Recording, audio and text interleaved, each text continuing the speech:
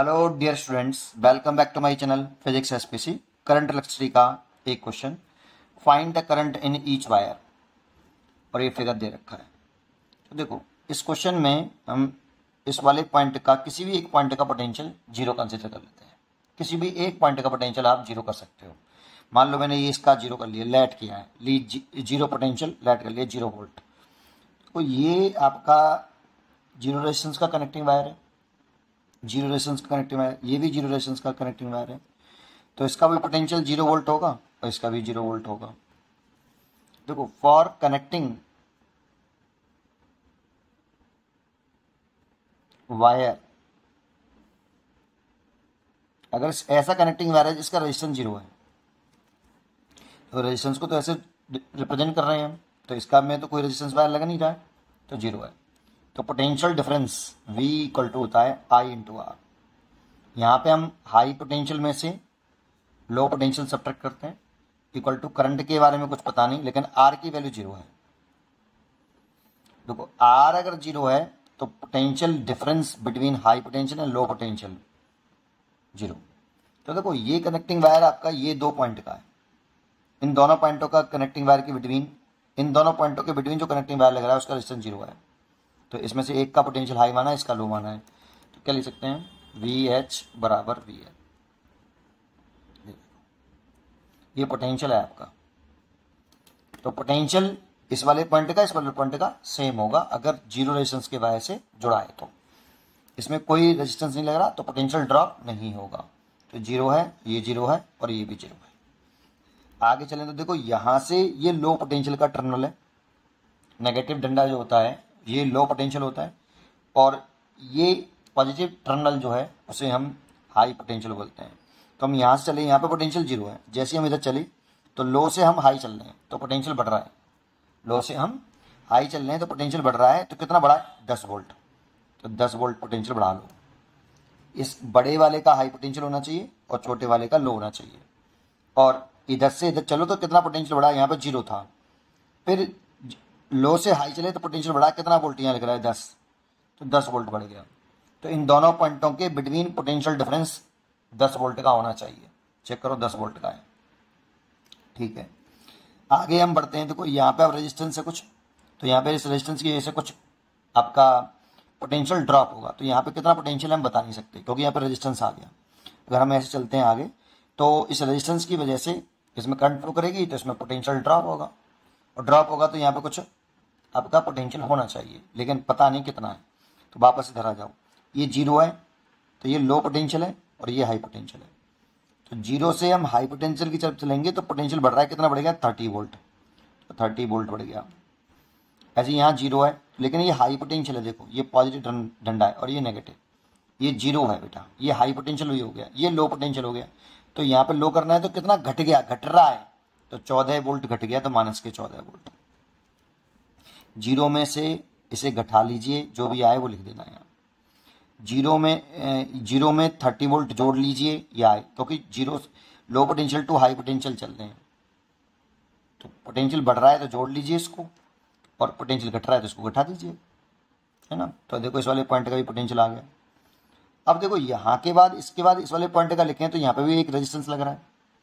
अगर इस जगह पे रेजिस्टेंस लग रहा है तो कुछ पोटेंशियल ड्रॉप तो होगा, और ऐसे यहाँ पे एक रेजिस्टेंस लग रहा है, इधर से भी देखें तो पोटेंशियल ड्रॉप हो गया, ड्रॉप होगा। तो फंस गए, इस वाले पॉइंट का कोई पोटेंशियल हमें पता नहीं है, फंस गए।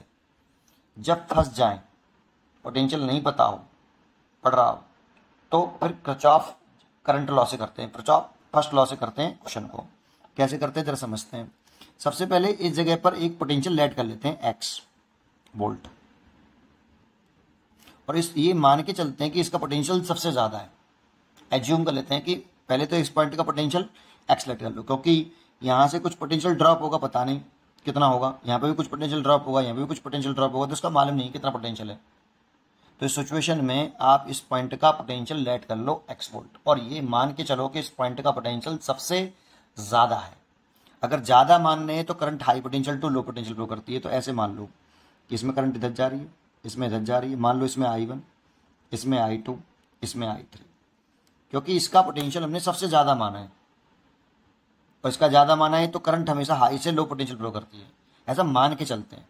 अगर करंट नेगेटिव आती है तो जो हमने करंट की डायरेक्शन मानी है उसके जस्ट उल्टी हो जाएगी करंट डायरेक्शन, अपने आप प्लस माइनस आ जाएगा, डायरेक्शन बिल्कुल अपने आप सेट हो जाएगी। कैसे डायरेक्शन होगी, ठीक है, वो अभी समझते हैं आगे। अब इस जगह पर पॉइंट ई पर आप किरचॉफ्स फर्स्ट लॉ लगा दो। तो पॉइंट ई पर आप किरचॉफ्स फर्स्ट लगा रहे हो, KCL, Kirchhoff's current law, first law होता है, इसको लगा दीजिए। तो देखो यहाँ I1 plus I2 plus I3, तीनों जंक्शन से दूर जा रही हैं तो तीनों का सम 0 होगा।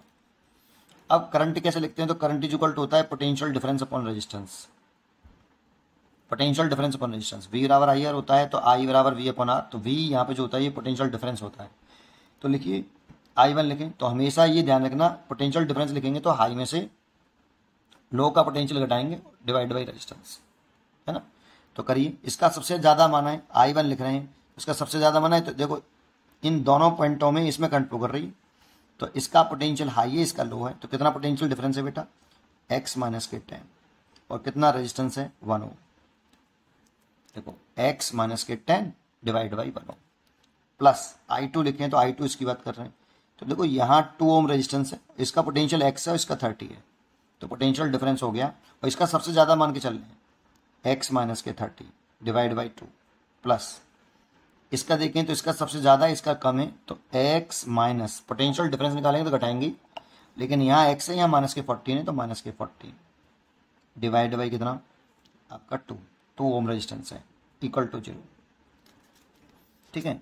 तो यहाँ से आप 2 एलसीएम ले लीजिए, तो ये जो है 2x माइनस के 20 प्लस x माइनस के 30 और plus x plus 14 equal to 0, तो ये तो 0 में चला गया।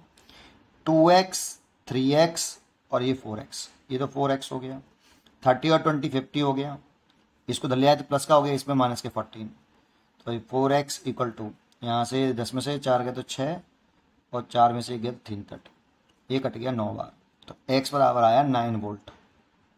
तो देखो इस पॉइंट का पोटेंशियल हमें मालूम पड़ गया, इस पॉइंट का पोटेंशियल 9 वोल्ट है। अब करंट निकालनी है ईच ब्रांच में, तो इस वाली ब्रांच में कितनी करंट है भाई आपकी I1, तो इस बार I1 की वैल्यू निकाल लो, और I1 की वैल्यू कितनी लिख रही है ये, तो कौन सी ब्रांच की बात कर रहे हैं हम, EF, इस वाली ब्रांच की बात कर रहे हैं, EFA,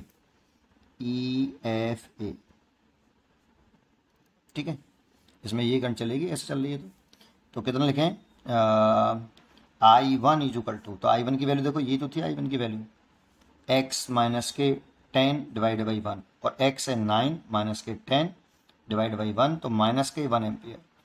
माइनस का करंट आने का मतलब है जो करंट हमने कंसीडर करी है डायरेक्शन, उसके जस्ट रिवर्स करंट है, तो करंट की डायरेक्शन कुछ इस तरह से ना होके इसमें कुछ इस तरह की होगी, इस तरीके से, इस तरह की करंट होगी बेटा,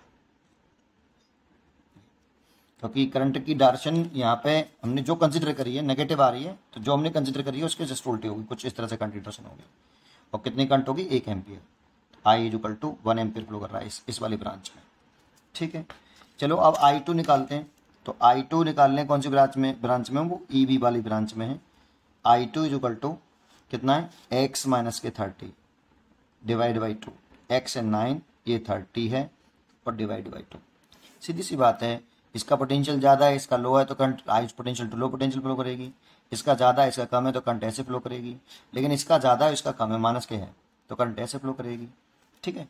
तो वो तो अपने आप दिख रहा है पोटेंशियल किसका ज़्यादा है उसके हिसाब से, तो 30 माइनस के 9 करेंगे तो ये आएगा 21/2, और 2 का डिवाइड कर दें तो माइनस का आएगा, तो माइनस का 10.5 एम्पियर, ये भी माइनस का आ रहा है, इसका मतलब जो करंट की डायरेक्शन हमने कंसिडर करी है उसके अपोजिट है, तो इसमें इस वाली ब्रांच में करंट की डायरेक्शन कुछ इस तरह से रही होगी, उसकी वैल्यू रही होगी I2 10.5 एम्पियर, है ना। तीसरा है आपका I3 कौन सी ब्रांच में, ED वाली ब्रांच में, ED वाली ब्रांच में देखें तो कुछ इस तरह से I3 दिखाई देगा, x प्लस 14/2, ये देखो ये लिखा है मैंने I3 की वैल्यू x प्लस 14/2, तो x की वैल्यू 9 है, ये प्लस 14 है, डिवाइड बाई 2, ये हो गया 23 डिवाइड बाई 2, इसमें डिवाइड करें तो 11.5 एम्पियर, ये प्लस में आ रहा है, तो मतलब जो डायरेक्शन मैंने कंसिडर करी है वही है, तो एक्चुअल में अगर आप डायग्राम दोबारा से रीड्रॉ करना चाहें तो कुछ इस तरह से कर सकते हैं, समझने के लिए एक बार, है ना।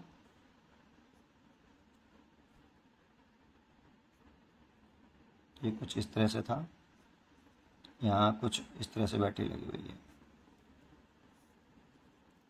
देखो इसमें करंट ऐसे है, मैं करंट की डायरेक्शन दिखा रहा हूँ बस केवल I1, और ये है आपकी 1 एम्पियर, और इसमें करंट की डायरेक्शन ऐसे आई है, इसकी वैल्यू है 10.5 एम्पियर। अब देखो ये दोनों मीट कर जाएंगे यहाँ पर, तो इधर की तरफ जो करंट जाएगी वो 11.5 होगी, है ना। तो देखो बिल्कुल सेम है, ये एक्चुअल में करंट की डायरेक्शन ये होगी। उम्मीद करता हूँ कि आपको ये क्वेश्चन जरूर समझ में आया होगा। पढ़ते रहिए और खुश रहिए।